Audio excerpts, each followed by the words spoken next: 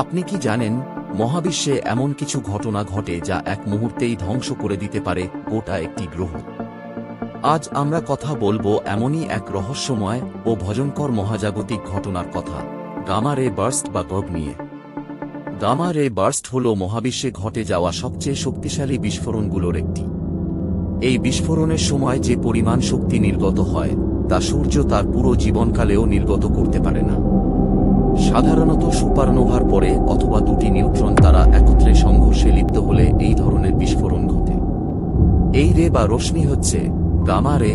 এটি ইলেকট্রোম্যাগনেটিক স্পেকট্রামের সবচেয়ে শক্তিশালী রশ্মি।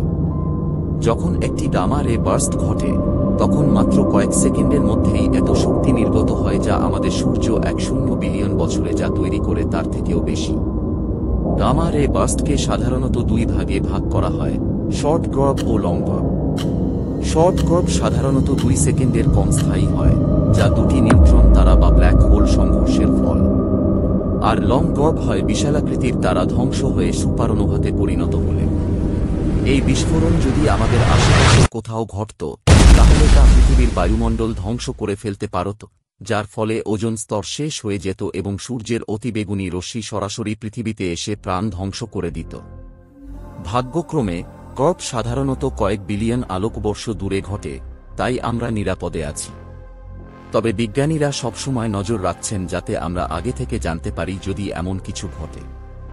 নাসা এবং অন্যান্য মহাকাশ গবেষণা সংস্থাগুলো এখন গর্ভ শনাক্ত করার জন্য বিশেষ স্যাটেলাইট ব্যবহার করছে।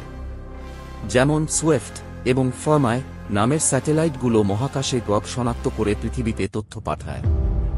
গামা রে বার্স্ট শুধু ভয়ের নয়, এ এক বিশাল রহস্য। বিজ্ঞানীরা বিশ্বাস করেন এই বিস্ফোরণ আমাদের মহাবিশ্বের জন্ম ও তার অগ্রগতির অনেক গোপন তথ্য বহন করে। তাহলে বন্ধুরা, গামা রে বার্স্ট একদিকে যেমন ভয়ঙ্কর, অন্যদিকে তেমনই আশ্চর্যজনক ও গবেষণার এক বিশাল ক্ষেত্র। আপনারা কি মনে করেন ভবিষ্যতে আমরা এই রশ্মিকে নিয়ন্ত্রণ করতে পারব? নিচে কমেন্ট করে জানাবেন আপনার মতামত। ভিডিওটি ভালো লাগলে লাইক দিন, শেয়ার করুন এবং বিজ্ঞানের এমনই আরও বিস্ময়কর বিষয় জানতে আমাদের